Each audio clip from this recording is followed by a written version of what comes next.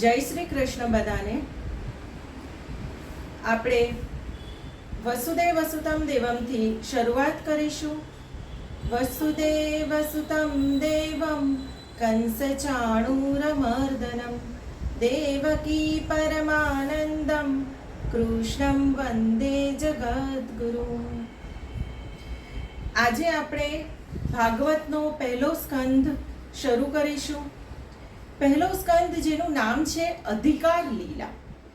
અધિકાર લીલા એટલે કે એમાં શ્રોતા અને વક્તા બંનેનો અધિકાર દર્શાવ્યો છે. એટલે એનો અર્થ એ નથી કે શ્રોતાનો અધિકાર શું, શ્રોતાને કયા રાઇટ્સ છે એવો નથી.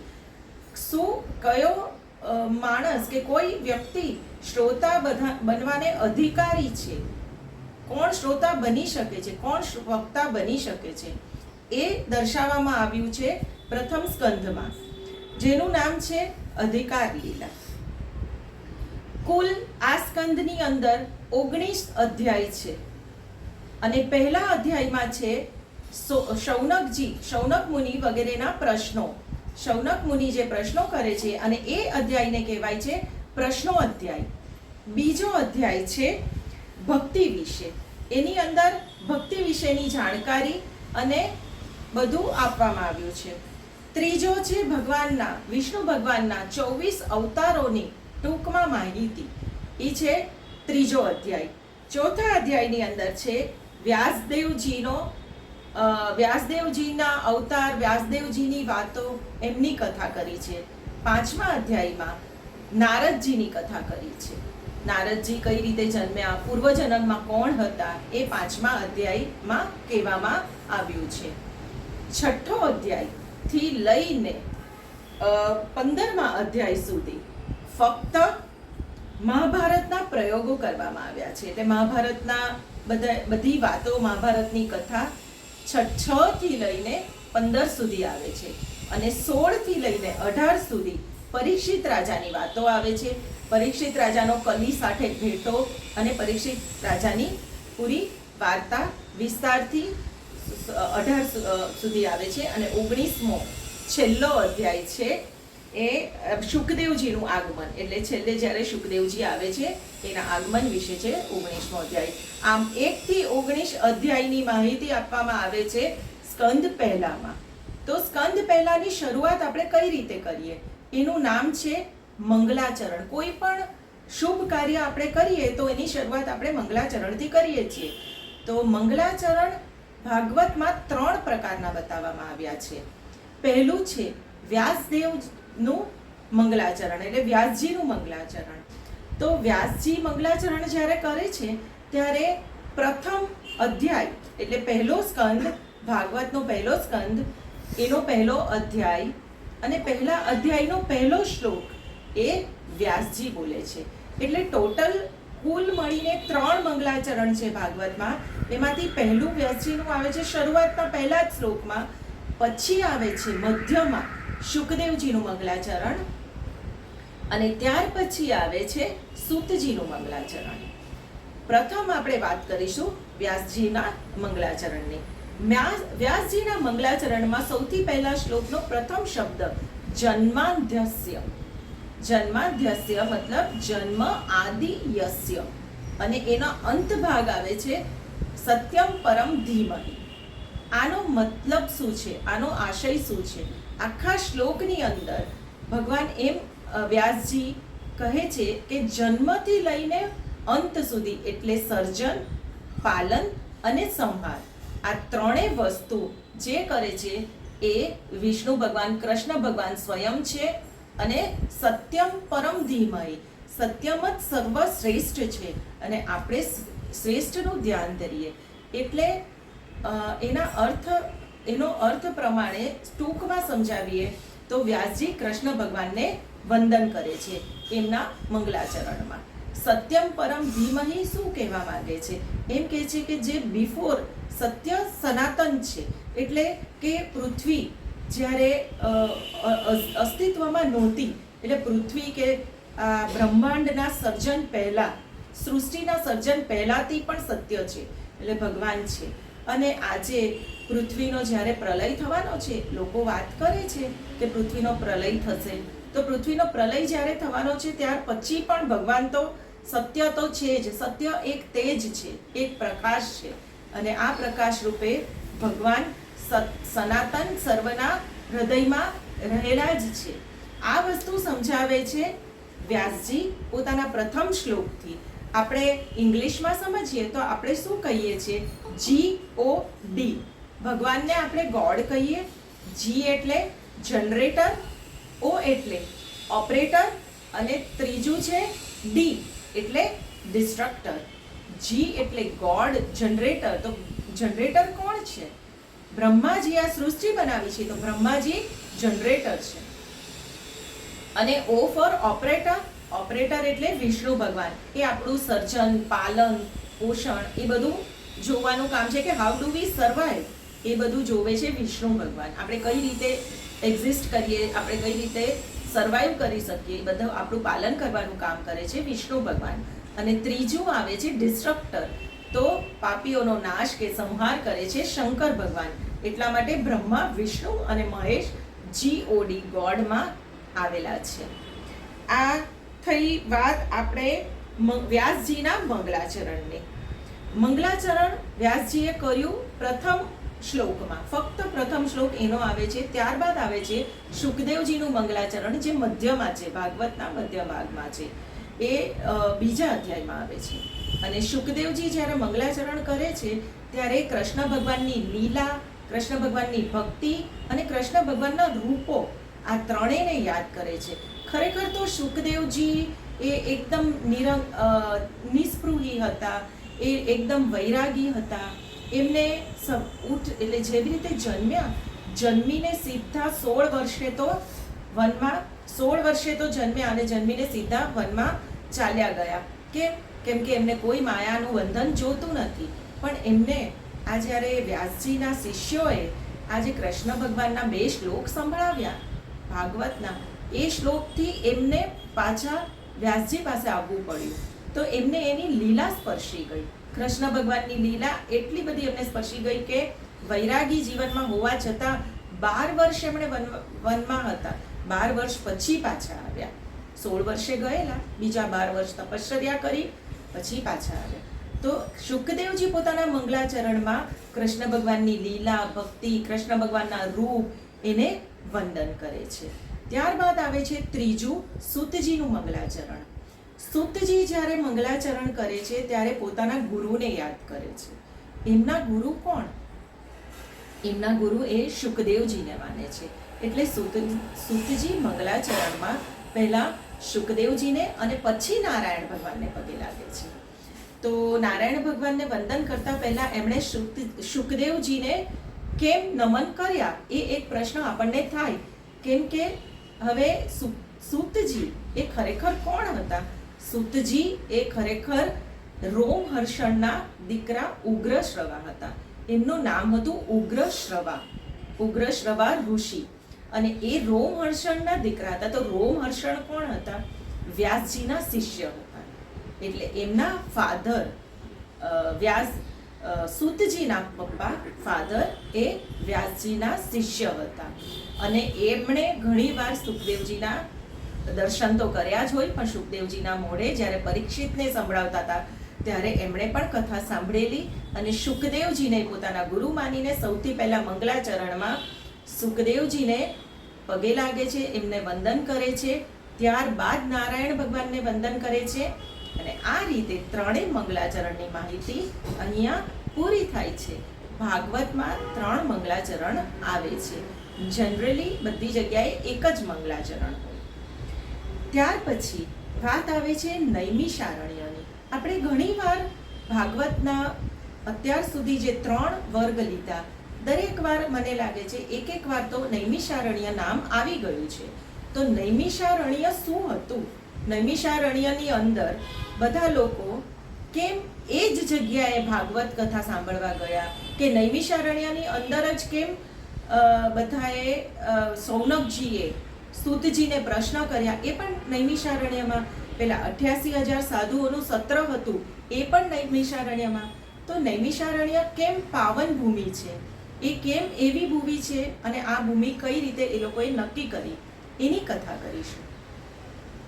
નૈમિષારણ્ય ખરેખર તો એક પાવન ભૂમિ, બધા આ 88,000 જે સાધુઓ હતા, શૌનક આદિ ઋષિ હતા, એમને જ્યારે આ સત્ર કરવું હતું, એટલે જે 1,000 એમણે જે યજ્ઞની વાત આપણે પહેલા કરી છે, એ યજ્ઞો કરવાતા, એ યજ્ઞ કરવા માટે એમને કોઈ પવિત્ર જગ્યાની શોધ હતી.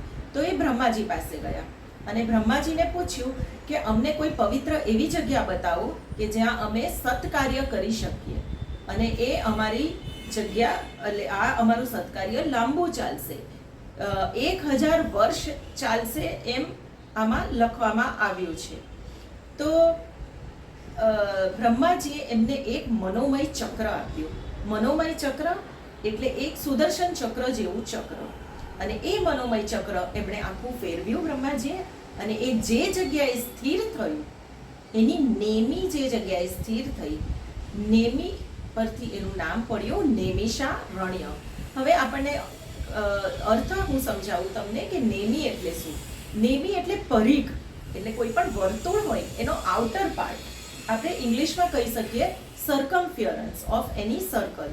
તો સર્કમફિયરન્સ એનું જે નેમી હતું, એ જે જગ્યાએ સ્થિર થયું, સ્ટોપ થયું, એ જગ્યાને નૈમિષારણ્ય નામ આપ્યું. એ અરણ્ય જ હતું, જંગલ હતું, એટલે એનું નામ પડી ગયું નૈમિષારણ્ય.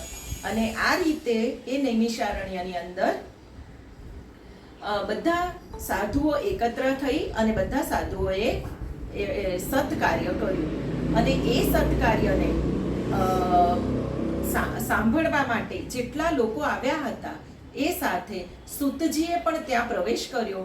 અને સૂતજીએ શૌનક આદિ ઋષિને, આ શૌનક વગેરે ઋષિઓએ પ્રશ્ન કર્યા. 6 પ્રશ્ન હવે આવશે.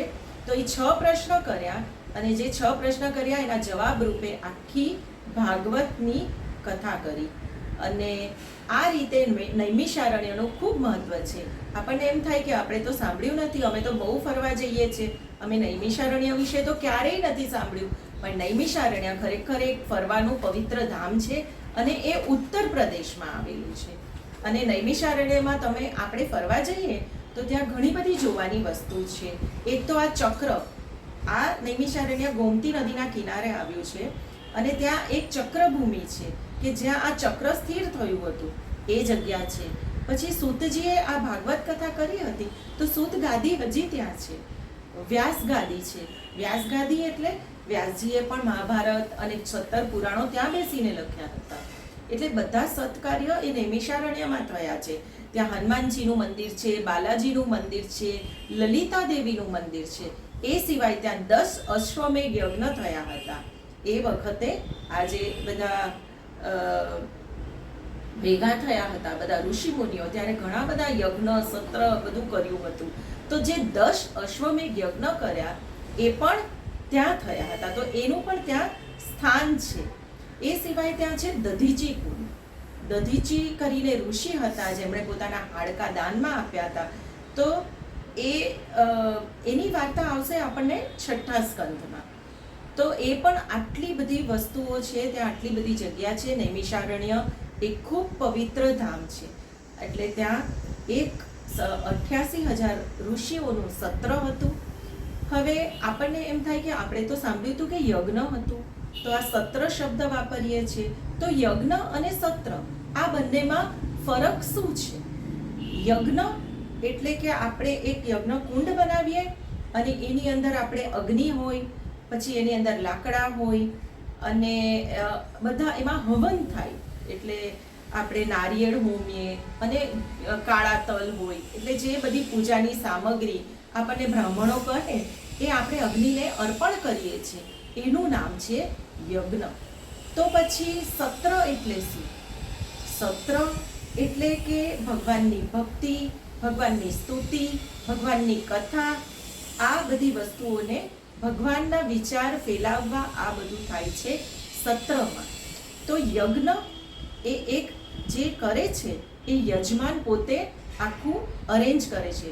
યજમાન એટલે કોઈક માણસે પોતે દાન આપ્યું, દાન નહીં પણ એમણે પોતે આખી વ્યવસ્થા કરી અને પોતે યજ્ઞમાં બેઠા અને મુખ્ય યજમાન બન્યા.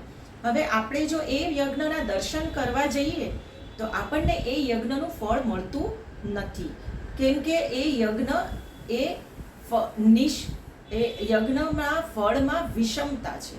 યજ્ઞનું જે ફળ મળે છે એ જે ખાલી એનો જે યજમાન હોય છે એને જ મળે છે, જ્યારે સત્રનું ફળ બધાને મળે છે. આજે આપણે ભાગવત સપ્તાહ કરીએ ને તો કોઈ એમ કહે કે અમે ભાગવત સપ્તાહ અમારા પિતાજી કે સ્વર્ગસ્થ માતાજી માટે કરી છે. એ ભાગવત કથા સાંભળવા માટે આપણે જઈએ ને તો જે માણસ પોતે યજમાન છે એના જેટલા જ આપણે પણ યજમાન છીએ. દરેકે દરેક શ્રોતા યજમાન છે, એટલે સાંભળ્યાનું શ્રવણનું ફળ દરેકને મળે છે. તો સત્રના ફળમાં વિષમતા નથી, સમતા ભાવ છે, જ્યારે યજ્ઞના ફળમાં વિષમતા છે. તો નૈમિષારણ્યમાં જે 88,000 સાધુઓ સંતો ભેગા થયા એમણે સત્ર કર્યું હતું. તો આ થઈ નૈમિષારણ્યની વાત. સૂતજીને શૌનકાદિ ઋષિ કહે છે કે અમને આ 6 પ્રશ્ન પૂછે છે શૌનકાદિ ઋષિ, અને સૂતજી એના જવાબ આપે છે. સૂતજી જ્યારે જવાબ આપે છે ત્યારે પહેલા તો એમ કહે છે કે હું વક્તા બનવાને લાયક તો નથી, પણ હું મારી વાણીને શુદ્ધ કરવા માટે, કેમ કે આ પ્રશ્નો ખૂબ સરસ છે અને આ પ્રશ્ન સારા પ્રશ્નના જવાબ આપવા માટે હું મારી વાણીને પણ સાથે સાથે શુદ્ધ કરી શકીશ. તો એટલા માટે વક્તા બનવા માટે સૂતજી હા પાડે છે. વક્તા કેવો હોવો જોઈએ? આ અધિકાર લીલા છે, એમાં વક્તાનો અધિકાર બતાવ્યો છે કે વક્તા કયો માણસ, કઈ વ્યક્તિ વક્તા બનવાને અધિકારી બની શકે. તો એની વાણી નરમ હોવી જોઈએ, નમ્રતા હોવી જોઈએ. જેને વક્તા બનવું છે એને એમ ન હોવું જોઈએ કે હું બીજાને કોઈ શીખવાડું છું, પોતાનો ઉદ્ધાર થાય છે એ ભાવના હોવી જોઈએ. હું મારું કલ્યાણ કરું છું એવી મારી ભાવના છે. આ છે વક્તા બનવાના અધિકાર.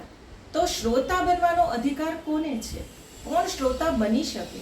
આજે ઘણા કહે છે ને કે અમારે ભાગવતમાં આવવું છે પણ મેળ નથી ખાતો, કે કોઈ પણ ભાગવત નહીં અહીંયા જવું છે મેળ નથી ખાતો, તો એ બધી સારી કામમાં વિઘ્ન આવે. એના અધિકારી આપણે બનવું પડે. તો શ્રોતાના અધિકાર છે. પહેલો અધિકાર કયો છે કે શ્રોતાને શ્રદ્ધા હોવી જોઈએ, વિશ્વાસ હોવો જોઈએ વક્તામાં. બીજું, એની જાણવાની જિજ્ઞાસા વૃત્તિ હોવી જોઈએ, કે શ્રોતાને એમ હોવું જોઈએ કે જે મને કહેવામાં આવે છે એ બધું મને ખરેખર મારા એમને જિજ્ઞાસા હોય તો એ આગળ શીખવાની અને આગળ દરેક બીજા વર્ગોમાં આવવાની જિજ્ઞાસા રાખશે, તો એને એ શ્રોતા બનવાને અધિકારી છે.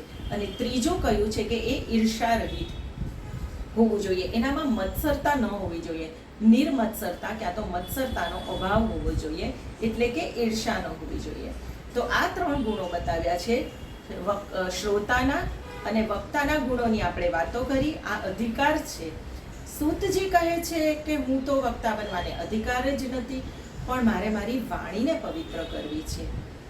તો વાણીને પવિત્ર કરીએ એટલે સૂતજીને ખબર છે કે હું જે બોલવાનો છું ને એ તો એક હું ભગવાનને વ્યક્ત કરું છું. હું મારા વક્તવ્યમાં જે શબ્દો બોલીશ એ બધા ભગવાન છે, ભગવાનને હું વ્યક્ત કરું છું. એટલા માટે સૂતજી બહુ ખુશ થઈને આ ભાગવતની કથા કરે છે. આવી જ રીતે એક બીજી વાર્તા છે પુષ્પદંતની. પુષ્પદંતે જ્યારે શિવ મહિમ્ન સ્તોત્ર લખ્યું હતું ત્યારે એમણે પણ એમ જ કહ્યું હતું કે હું તો મારી વાણીને શુદ્ધ કરવા શિવ મહિમ્ન સ્તોત્ર લખી રહ્યો છું. પુષ્પદંત એક ગાંધર્વ હતા.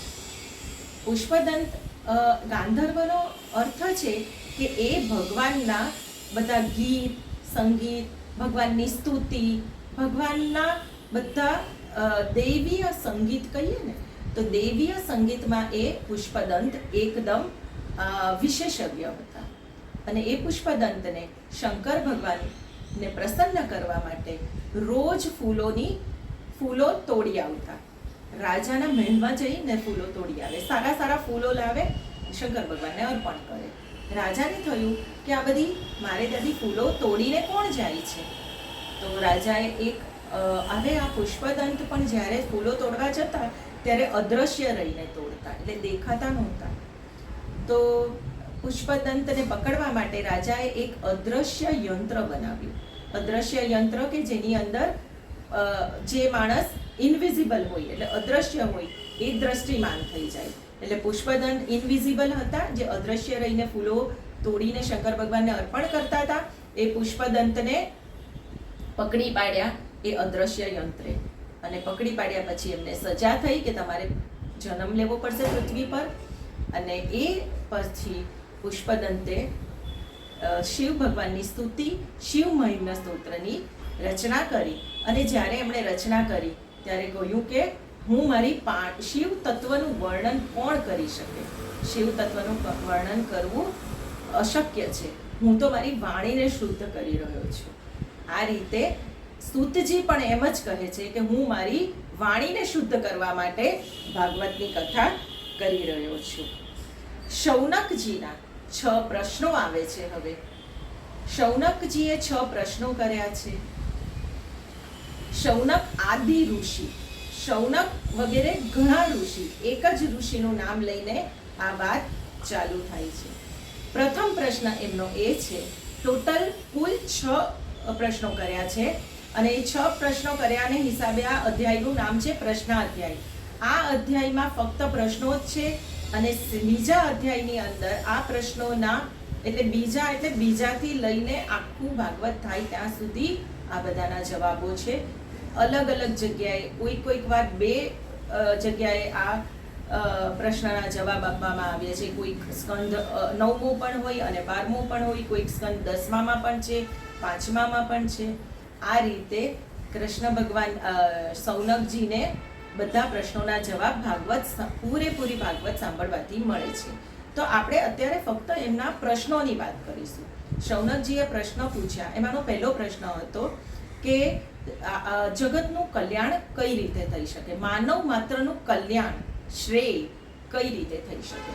આપણને તો એમ જ લાગે ને કે અમારે તો કલ્યાણની જરૂર જ નથી, કેમ કે મારી પાસે તો શું છે, 3-4 બેડરૂમ હોલ કિચનનું ઘર છે, મારી પાસે 2 ગાડીઓ છે, અને હું તો જાઉં છું લગભગ વર્ષમાં 1 વાર અમારી ઇન્ટરનેશનલ ટૂર હોઈ શકે છે, ક્યાં તો વર્ષમાં 2 વાર પણ કોઈ વાર થાય છે, પણ નેશનલ ટૂર અમારી 2 થી 3 પાક્કી. અમે તો બધી રીતે પૈસા ટકે, છોકરાઓ સારી રીતે સેટલ થઈ ગયા છે, બધી રીતે સુખી છીએ, અમારે કોઈ કલ્યાણની આમ તો જરૂર નથી. તો આપણને એ આપણી મિથ્યા આપણું. અને હા, ઘણા લોકો તો એમ પણ કહે છે કે અમે તો સાથે સાથે પૈસા સાથે અમે અમારા શરીરનું પણ ધ્યાન રાખીએ, અમે જીમમાં જઈએ, અમે કસરત કરીએ છીએ, અમે અમારા જે લંગ્સ છે એને સારા રાખવા માટે રોજ પ્રાણાયામ કરીએ, કિડનીને સારી રાખવા માટે અમે રોજ પાણી પીએ છીએ, એટલે અમે અમારા બધા અંગોનું, શરીરનું, ચામડીનું પણ ત્વચા પર બધા ક્રીમ લગાડીને ધ્યાન રાખીએ છીએ, એટલે અમે અમારા શરીરનું પણ ધ્યાન રાખીએ છીએ, સાથે અમે કલ્યાણ અમારું બધી રીતે થયેલું જ છે, અમારી પાસે પૈસો પણ છે. તો આ વસ્તુ આપણે વિચારવી જોઈએ કે જ્યારે માણસ મરી જાય છે ત્યારે કોઈ પણ પ્રોપર્ટી કે પોતાની બેંક બેલેન્સ લઈને તો જવાનો નથી, શરીરને પણ મૂકીને જ જવાનો છે. તો પછી આપણી સાથે આવશે શું? આપણને ખબર છે કે ખાલી ફક્ત આપણું મનુષ્ય જ એવો પ્રાણી છે. આપણે ગયા વર્ગમાં વાત થઈ હતી કે મનુષ્ય જ એક એવો પ્રાણી છે કે જેને પોતાનું શરીર અને આત્મા બંને અલગ છે એની સમજ છે. તો આ મનુષ્યને જ્યારે આપણે આત્માનું કલ્યાણ કરવું હોય તો આત્માની અંદર આપણે આત્મા લઈને પાછા જવાના છીએ. આજે શુકદેવજીએ પોપટ સ્વરૂપે પણ ભાગવત કથા સાંભળી હતી, એમણે જે ગ્રહણ કર્યું હતું, તો પછી બીજા જન્મમાં શુકદેવજી બન્યા પોતે. આપણે આત્મામાં શું નાખ્યું છે? આપણે કંઈ ફીડ કર્યું છે? આપણે કંઈ ઇનપુટ કર્યું છે? ના. તો આપણે એની અંદર જેટલા સારા વિચારો, સારી વસ્તુઓ, સારી ભક્તિ અને આપણા ધ્યાનથી આપણે એને પવિત્ર કરીએ તો આપણે એનું કલ્યાણ થાય. અને છતાં પણ શૌનકજીએ તો આ પ્રશ્ન પૂછ્યો કે સાધારણ માણસને, માનવીને કલ્યાણ કઈ રીતે કરવું જોઈએ.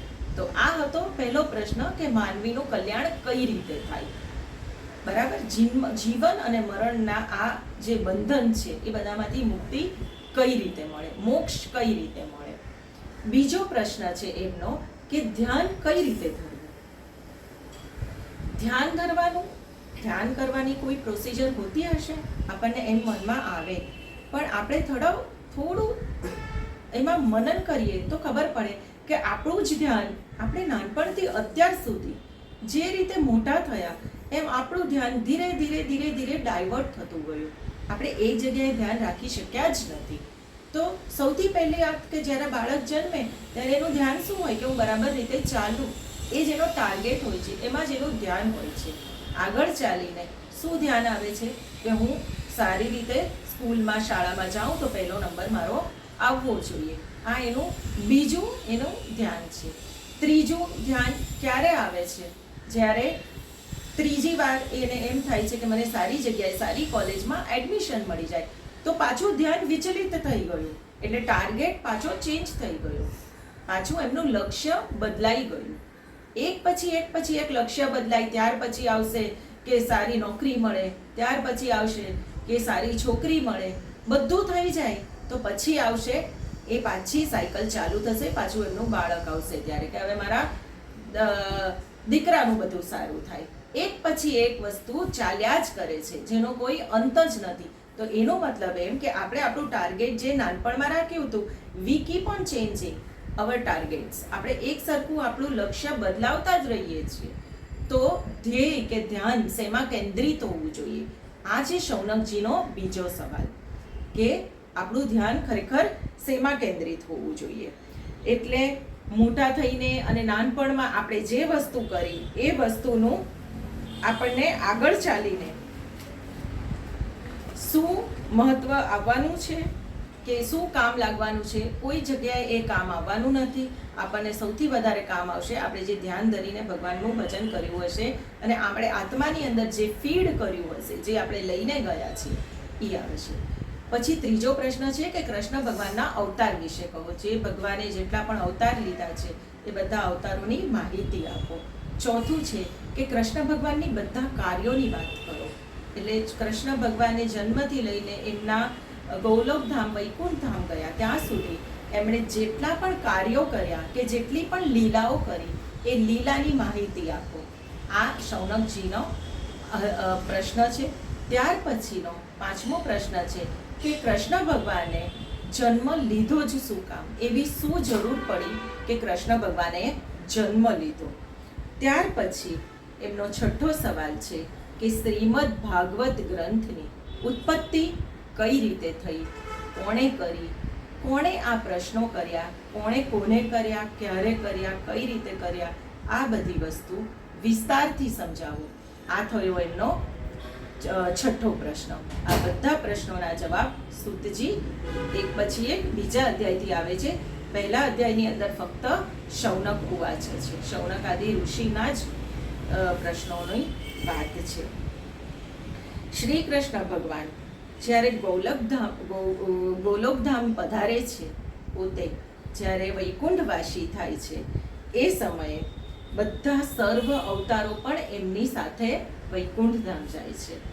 ફક્ત હિમાલય પર્વત જે છે, હિમાલય પર્વતની ઉપર કલાપ કરીને ગ્રામ છે, ગ્રામ એટલે ગામ, એમાં હજી માનવામાં આવે છે કે ત્યાં ભગવાન હજી તપશ્ચર્યા કરે છે. તો આપણે તો કોઈ દિવસ દર્શન નથી કર્યા, આપણે તો સામાન્ય માણસો છીએ. તો દર્શન કરવાવાળા બધા તપસ્વી અને બધા ખૂબ જ જ્ઞાની માણસો, યોગી લોકો ભગવાનના દર્શન કરી શકે. આપણે એકદમ સામાન્ય માણસો છીએ. તો શંકરાચાર્યએ 12,000 વર્ષ પહેલાં ભગવાનને પૂછ્યું હતું, એમને દર્શન સાક્ષાત થાય. શંકરાચાર્યને સાક્ષાત નર નારાયણના દર્શન થયા હતા. તો શંકરાચાર્યએ 12,000 વર્ષ પહેલાં પૂછ્યું કે ભગવાનના જ્યારે દર્શન થયા ત્યારે એમને પૂછ્યું કે સામાન્ય માણસ આપના દર્શન કરી શકે એના માટે કાંઈ અમને કહો, કઈ રીતે દર્શન કરી શકે. તો ભગવાને એમને જવાબ આપ્યો કે એક કામ કરો, બદ્રીનારાયણમાં બદ્રીનારાયણ જતા એક બદ્રીનારાયણમાં નારદ કુંડ છે. એ નારદ કુંડની અંદર તમે સ્નાન કરો અને સ્નાન કરતાં તમને જે મૂર્તિ મળે એનું સ્થાપન કરજો. અને એ મૂર્તિને સ્વરૂપે મને બધા સાધારણ મનુષ્યો પણ મારા દર્શન કરી શકશે. એટલે આપણે બદ્રીનારાયણમાં દર્શન કરવા જઈએ ત્યાં આપણને દર્શન એ મૂર્તિના થાય છે. જે એવું કહેવાય છે ગુજરાતીમાં, જે જાય બદ્રી એનો જન્મ જાય સુધરી, આવું કહેવાય છે. ગુજરાતી એક કહેવત છે. તો બદ્રીનારાયણમાં એમણે સ્નાન કર્યું અને એમને એ મૂર્તિ મળી, મૂર્તિની એમણે સ્થાપના કરી. ત્યાં નારાયણ ભગવાન પદ્માસન વાળીને ધ્યાનના અવસ્થામાં બેઠા છે, તપશ્ચર્યા કરવા બેઠા છે. અને લક્ષ્મીજીની મૂર્તિ બહારના ભાગમાં રાખી હતી. એટલે લક્ષ્મીજી એટલે સ્ત્રી, એટલે મંદિરમાં જ પણ બહારના ભાગમાં રાખી, કેમ કે ભગવાન તપશ્ચર્યા કરે છે તો એમને ભંગ ન પડે એના માટે લક્ષ્મીજીની મૂર્તિ બહારના ભાગમાં રાખી છે. તો આ ભગવાનના જ્યારે જલાભિષેક કરવામાં આવે છે એ વખતે અલકનંદાનું જળ આવે છે ઠંડુ, અને ચંદનની અર્ચા કરવામાં આવે છે. તો ત્યાં પૂજારી હોય ને, તો પૂજારીને ભક્તોએ પૂછ્યું કે આ અલકનંદાનું જળ, ઠંડુ જળ અને ચંદનની અર્ચા કરો છો તો આ ભગવાનને ઠંડી નહીં લાગી જાય? ત્યારે પૂજારી જવાબ આપે છે કે મારા ભગવાન ખૂબ તપશ્ચર્યા કરે છે, ખૂબ ધ્યાન કરે છે, એમનામાં ઉર્જા ખૂબ છે, એમને ઠંડકની જરૂર છે, એમને બહુ ગરમી લાગે છે. તો એને ઠંડા કરવા માટે, ઠંડક આપવા માટે આપણે અલકનંદાનું જળ અને ચંદનની અર્ચા કરીએ છીએ. હવે આવે છે બીજો અધ્યાય. પહેલો અધ્યાય આપણે જોયો, બીજો અધ્યાય છે ભક્તિ વિશે. ભક્તિ કેવી કરવી જોઈએ એના વિશેની માહિતી આપી છે. ભક્તિ હંમેશા નિષ્કામ હોવી જોઈએ. નિષ્કામ ભક્તિનો મતલબ છે કે આપણે એ ભક્તિ કરતી વખતે આપણે પોતાને કોઈ જાતની સામે બેનિફિટ્સ કે મને કોઈ લાભ મળશે એવી કોઈ આશા ન હોવી જોઈએ. આજે આપણે કોઈ પણ કામ સકામ અને નિષ્કામ બે રીતે થઈ શકે છે. એક કામ કરીએ તો સામે ફળની આશા માંગીએ છીએ. આપણને ભગવદ્ ગીતામાં એક શ્લોક છે ને, કર્મણ્યે વાધિકારસ્તે મા ફલેષુ કદાચન. ફળની આશા નહીં રાખો, કર્મ કરતા રહો. એટલે નિષ્કામ જ્યારે આપણે કર્મ કરતા રહીશું એ સમયે આપણને સારી ફળ એની મેળે મળી જશે. ફળની આશા રાખીને કોઈ કર્મ કરવાનું નથી. આપણને થાય કે કર્મ કરેલું કોને કહેવાય ખબર છે? આમાં ડોંગરે મહારાજ એમના ભાગવતમાં સમજાવે કે કર્મ કરેલું કોને કહેવાય. કર્મ આપણે જ્યારે કોઈ પણ કર્મ આપણે કરીએ ને તો એની અસર થાય ને ત્યારે એ કર્મ કરેલું કહેવાય.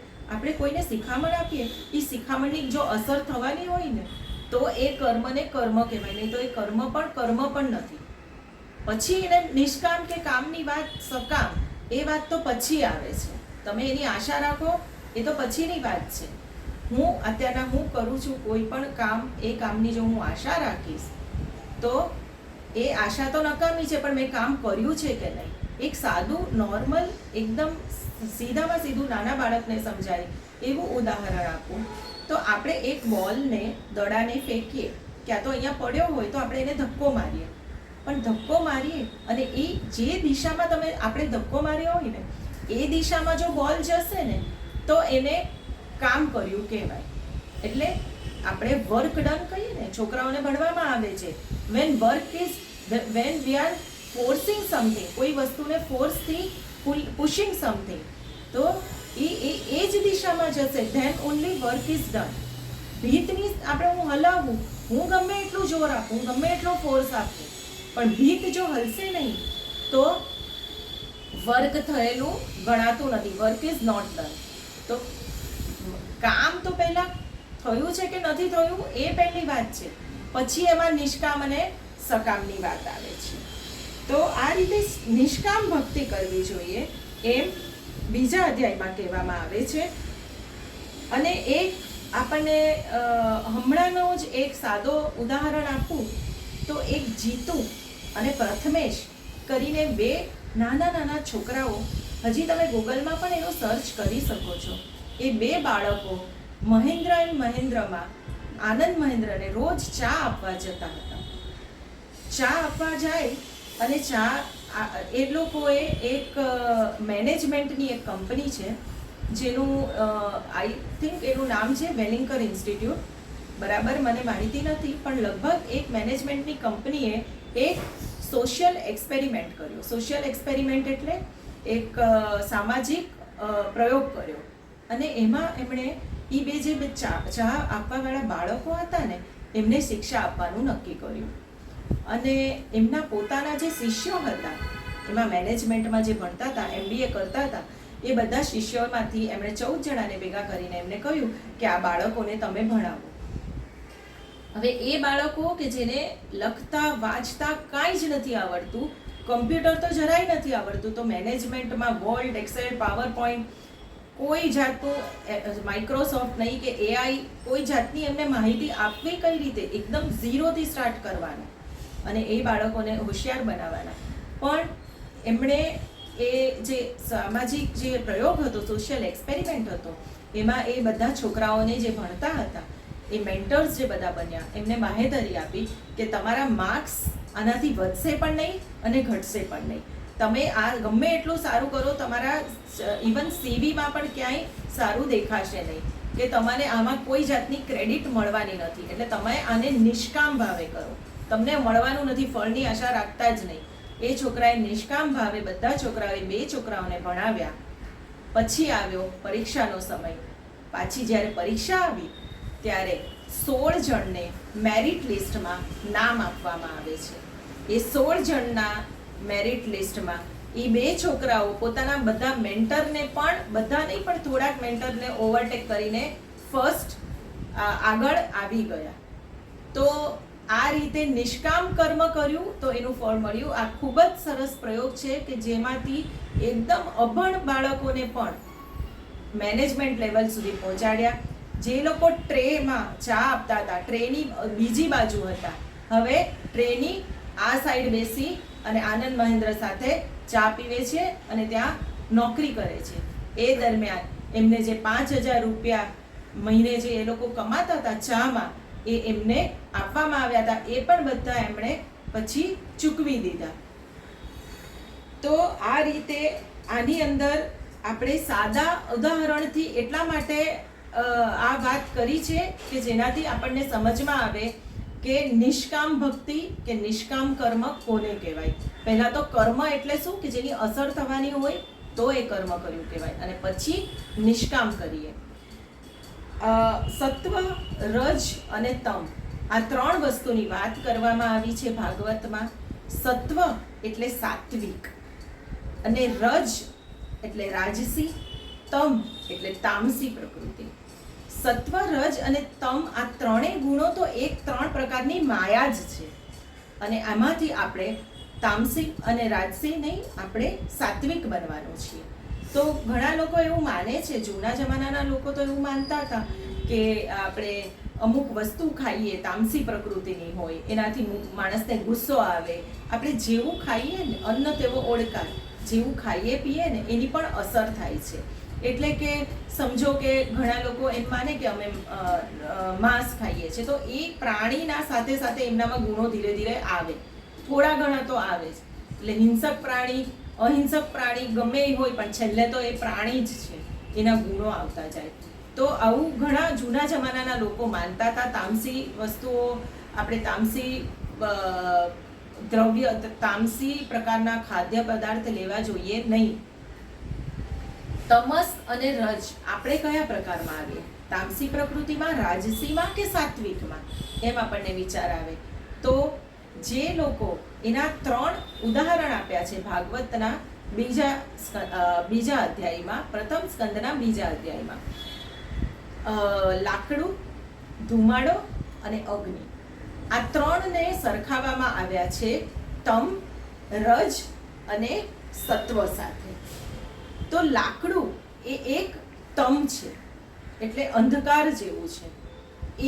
એમાં કોઈ ઉર્જા જ નથી. એને આપણે બાળીએ તો એની અંદરથી ઉર્જા આવશે, પણ નહીતર એની અંદરથી ઉર્જા આવશે નહીં. પછી આવે છે લાકડું પછી ધુમાડો એટલે એ છે રજગુણ.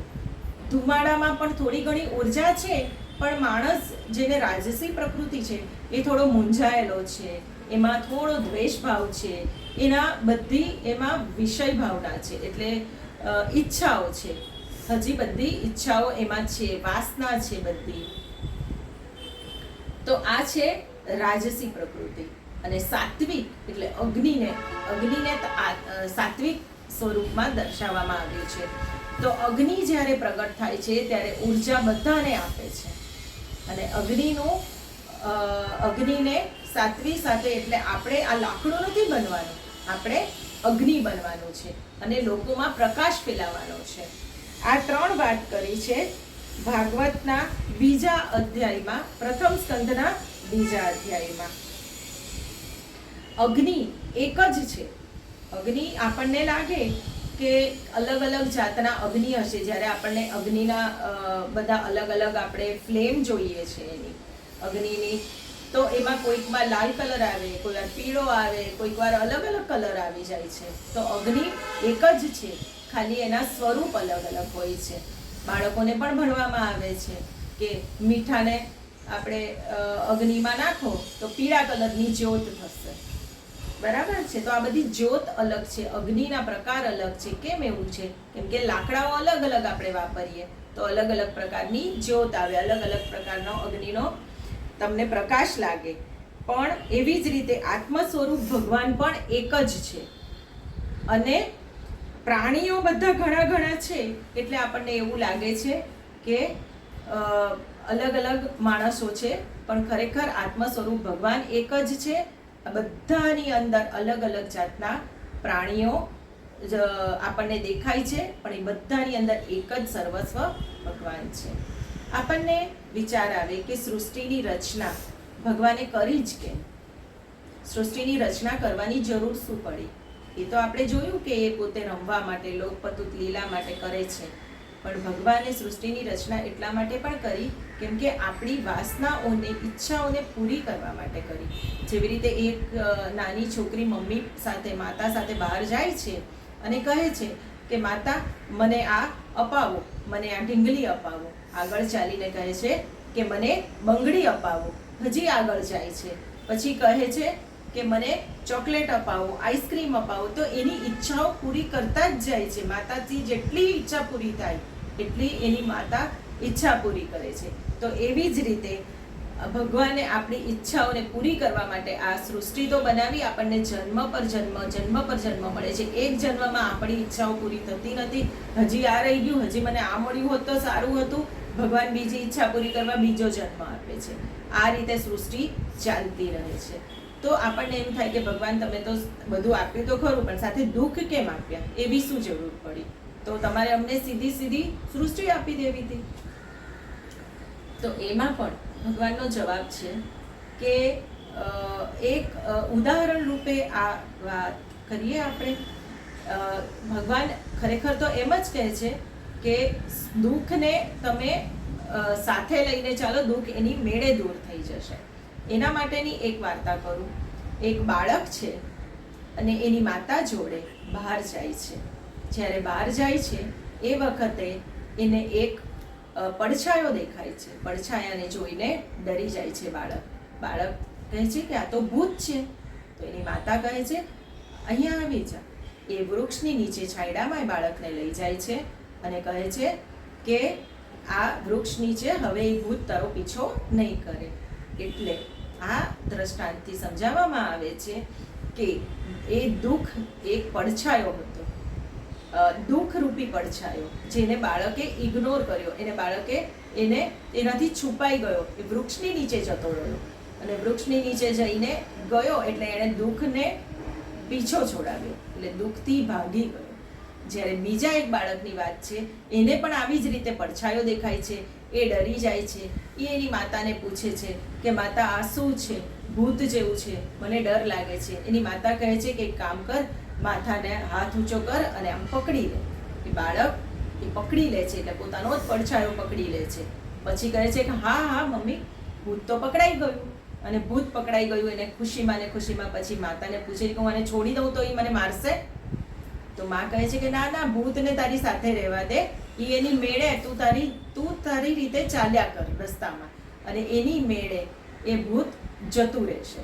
તો એવી જ રીતે થયું. બાળકે પોતાની માથાની ઉપર હાથ પકડી રાખ્યો અને એની મેળે ધીરે ધીરે પડછાયો જતો રહ્યો.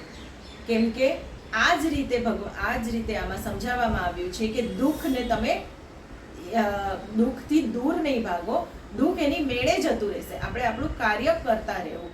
તો સૃષ્ટિમાં દુઃખ સાથે અમને જન્મ કેમ આપ્યો, એનો જવાબ છે એમાં. ત્યાર પછી આવે છે કે ભગવાને એક કૃષ્ણ ભગવાન અને પાંડવોની વાત આવે છે કે કૃષ્ણ ભગવાન જ્યારે પાંડવો જ્યારે વનમાં જાય છે ત્યારે કૃષ્ણ ભગવાન એમને કહે છે કે તમે તમારામાં આપણામાં, એટલે જે પણ ધ્યાન આપણે ધરીએ ને તો એ સારા કામમાં વિઘ્નો આવે છે. જ્યારે આપણે ધ્યાન કરવા જઈએ ત્યારે 1,00,000 જેટલા વિઘ્નો આવે. ગંગા સ્નાન કરવા જઈએ તે વખતે 12,500 વિઘ્નો આવે, અને દાન કરીએ તો 25,000 વિઘ્નો આવે. પછી આપણે શ્રવણ કરવા જઈએ તો 50,000 વિઘ્નો આવે. આપણે કહીએ કે અમને ફાવતું નથી, અમને આવવાનું ફાવશે નહીં, અમને સાંભળવાનું ફાવશે નહીં, તો વિઘ્નો આવ્યા જ કરવાના. કયા વિઘ્નો કીધા? ગંગા સ્નાન કરવા જઈએ તો 12,500 વિઘ્નો આવે છે, અને દાન કરીએ તો 25,000 વિઘ્નો આવે છે, શ્રવણ કરીએ તો 50,000, અને ધ્યાનમાં બેસવા જઈએ તો 1,00,000 વિઘ્નો આવે છે. તો ભીમે આ વાત સાંભળી પાંડવોને કૃષ્ણ ભગવાને કહ્યું કે સારા કામમાં વિઘ્ન તો આવવાના. તો ભીમ કહે છે કે એવું કઈ ગંગા કિનારે સ્નાન કરવાથી 12,500 વિઘ્નો કાંઈ નથી આવતા, હું જોઉં છું કોણ રોકે છે. એમ કરીને તો ગંગા કિનારે ગયા, સવારથી સાંજ સુધી ત્યાં જ રહ્યા, અને સવારથી સાંજ સુધી એમ કે હું જાઉં છું અને હું જોઉં છું કે કયા વિઘ્નો આવે છે, અને મારી ગદા છે મારી સાથે. તો ભીમ આ રીતે ત્યાં ગયા, અને ત્યાર પછી જેટલા લોકો ત્યાં બધા ભેગા થયા હતા આખા કિનારામાં, એ બધા લોકો સ્નાન કરવા માટે ખૂબ જ ઉત્સુક હતા, અને બધાને ડર લાગ્યો કે કોઈ વિઘ્ન આવશે. બધાએ ભીમને પ્રાર્થના કરી, અને ભીમે કહ્યું તમે ચિંતા નહીં કરો, હું તમારા બધાની રક્ષા કરવા બેઠો છું, તમે બધા શાંતિથી સ્નાન કરો. બધા ભક્તોએ ગંગા કિનારે આખા કિનારામાં શાંતિથી સ્નાન કર્યું. ત્યાર પછી એમણે ભીમ કૃષ્ણ ભગવાન પાસે ગયા. તમે તો કહેતા હતા ને કે બહુ વિઘ્ન આવશે, કોઈ વિઘ્ન આવ્યું નથી, કોઈ પણ જાતનું અમને વિઘ્ન નથી આવ્યું, અને અમે શાંતિથી બધાએ સ્નાન કર્યું છે. તો કૃષ્ણ ભગવાન કહે છે અરે વાહ, તો તે 3 થી 4 વાર કર્યું હશે ને સ્નાન, કેટલા બધા આવી ગયા, ઘણા બધા કલાક ગયા ને, તો આખા દિવસમાં 3-4 વાર સ્નાન કરી લીધું હશે. તો ભીમ કહે છે ના ના, હું તો બધાની રક્ષા કરતો હતો. કૃષ્ણ ભગવાન કહે જોયું, આ જ વાત હતી. આપણે જ્યારે અહંકાર કરીએ છીએ, આપણો અહમ જ આપણને સારું કામ કરતા અટકાવી દીધો, એટલે એ 12,500 જેટલી જ વસ્તુ થઈ, અને એમાં કેટલા લોકો સ્નાન કરતા હતા એ પણ બધા ગણાઈ ગયા. તો આવી રીતે સારા કામમાં વિઘ્નો આવવાના. આ દ્રષ્ટાંતનું અહીંયા શું કામ છે? કેમ કે આ દ્રષ્ટાંત સાથે સમજાવીએ છીએ એ કે દુઃખ આવવાનું જ છે.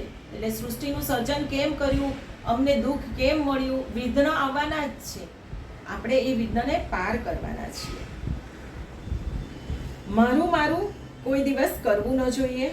ભગવાન હંમેશા કહે છે કે મારું ન કરો, તારું કરો. મારું કરે તે મરે, અને તારું કરે તે તરે. આ વાત ભાગવતમાં કરવામાં આવી છે. ત્યાર પછી ભગવાનની વાત આવે છે કે ભગવાન સમસ્ત લોકોની રચના કરે છે. સમસ્ત લોકો, પશુ પક્ષી અને આ દરેક પ્રાણીઓની રચના ભગવાન કરે છે. તો સૌથી પહેલાં તો જ્યારે ભગવાન જ્યારે એટલે દરિયા કિનારે સૂતા હતા, દરિયાની અંદર જ્યારે ભગવાન હતા એ વખતે ભગવાનના નાભીમાંથી બ્રહ્માજી નીકળ્યા, અને બ્રહ્માજી પછી આ રીતે સૃષ્ટિનું સર્જન થયું. તો આપણે આખા ભગવાનને એક મોટા સ્વરૂપ તરીકે સમજી લઈએ કે ભગવાનના દરેક અંગમાં આપણા જેવા નાના નાના ટાઈની આખા બધા પશુ પક્ષી બધા એનો અવતાર છે એમ માનવું જોઈએ. દરેક પ્રાણીમાં ભગવાનનો વાસ છે. એ આપણને એમ લાગે કે આ તો ખરાબ છે, આ તો આવો છે, આ તો તેવો છે, એટલે હું એને ભગવાન કઈ રીતે ગણી શકું? એ વાત બરાબર છે, પણ ફાઇનલી બધા ભગવાનના જ અંશ છે. ભગવાને જ બધાને બનાવ્યા છે. ભગવાને જ્યારે સૃષ્ટિની રચના કરી હતી ને એ વખતે એમણે આખું મોટું વિશાળ સ્વરૂપ ધારણ કર્યું. એની અંદર સમજો રાજા હોય તો 1000 જાતના જેટલા રાજા એટલા મુગટ અને એટલી રાજગાદી, એટલા રાજ સિંહાસન, આખું મોટું વિશાળ સ્વરૂપ આપણે માની લઈએ.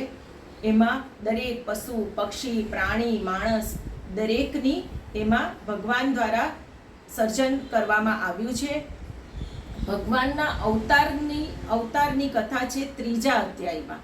પહેલા સ્કંદના પ્રથમ અધ્યાયમાં આપણે જોયું શૌનકજીના પ્રશ્નો, બીજા અધ્યાયમાં જોયું આપણે ભક્તિ વિશે, અને 3જા અધ્યાયમાં આવે છે ભગવાનના અવતારોની વાત. એ આપણે આવતા વર્ગમાં કન્ટિન્યુ કરીશું. હવે આપણે એક શ્લોક બોલીને આ આપણા વર્ગની પૂર્ણાહુતિ કરીએ. ઓમ પૂર્ણમદઃ પૂર્ણમિદં પૂર્ણાત પૂર્ણમુદચ્યતે પૂર્ણસ્ય પૂર્ણમાદાય પૂર્ણમેવાવશિષ્યતે. હરિ ઓમ.